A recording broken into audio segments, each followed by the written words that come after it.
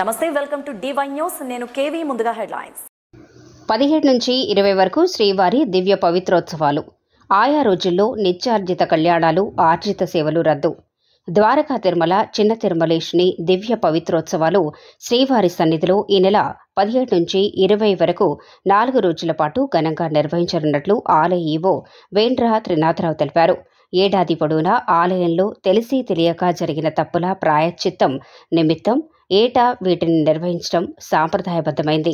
ఉత్సవాల్లో భాగంగా 17 సాయంత్రం అంకురార్పణ, 18న పవిత్రాధివాసం, 19న పవిత్రారోపణ, 20న జరిగే శ్రీ మహాపూర్ణాహుతితో ఉత్సవాలు ముగుస్తాయని తెలిపారు.